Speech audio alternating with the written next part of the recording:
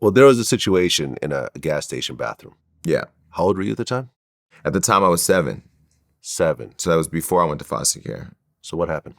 So there was a local carnival where the community used to have just carnival rides. So we would all go. Again, remember back in 7 years old, that was 1984.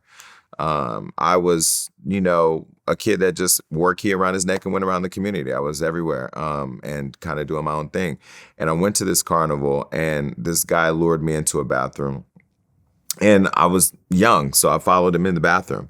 And he exposed himself to me. And, he didn't anally penetrate me or make me do any type of oral sex or anything like that. It was more of like groping him and fondling him. And but to me, that was still molest. I mean, that was, you sexually took advantage of me. Yeah. I think the most disappointing part of it all wasn't that. It was the fact that when I told my mother, she didn't believe me. Because I feel like when a child tells you they've been molested, I don't know what the stats are, but most times the kid is telling the truth. And so I was a little surprised that she didn't believe me and ended up forcing her to take me to the police. I think I talked about this in my book too. And they took the report, but I don't even know if anything ever happened. Okay, and that was your first sexual experience, I'm assuming. Correct. Okay. Do you think that affected your sexuality later on in life? I've heard people talk about, if you're molested, it makes you gay or you're born gay. I don't believe that the molest made me gay because I don't conflate being molested with being gay. Being molested and sexual predacy is different than sexual identity. At least that's what I believe.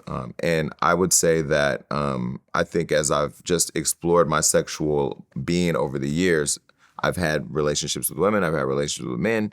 There was at one time a trans man tricked me. But Wait, you got tricked by a trans man? You don't want to go there. Okay. Yeah, that was some bullshit. But what I've learned over the years is that I didn't let that experience of being molested define me, because I got molested twice. I got molested by a babysitter's husband. And I never let any of those two experiences define how I look at myself, how I value others, how I engage other people, how I look at sexuality. And I've been very open about it because I know there's a lot of people who have been victimized and that have survived. I don't see myself as a victim. I see myself as a survivor. And, my mother, I think she struggled with it in a very different way. It really consumed her life. Her whole life with her parents was embedded in the hate she had for her father and the disdain she had for her mother not believing in her. But then she did the same to me when I brought my issue to her. She didn't believe in me. So she allowed her trauma to get the best of her, whereas I turned it into power and I used it to share my story to help others. I mean, initially as a kid, I remember being in grade school and, having my first kiss and, being attracted to girls and everything else like that. Were you initially attracted to girls or guys, or you just didn't know at that point? No, when I was a kid, I was attracted to girls because the boys were with the girls. And I was a product of my environment. When you go to recess, you go play with the girls. The boys did the boys thing, but when you're flirting with the girls.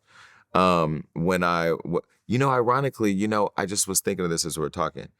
I talked about this on my last show, Hollywood Unlocked Uncensored, where I had a babysitter who was 16 and I was 8, and we fucked around. Oh, really? But when I talked about it like I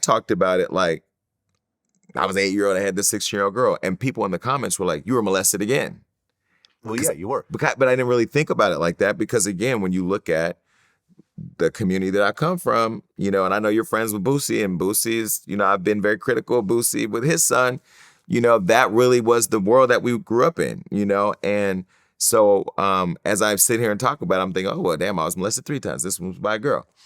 So yeah, early on I was into girls and that was my thing. And then just evolved, over my life, I just evolved into other experiences that led me to where I am today.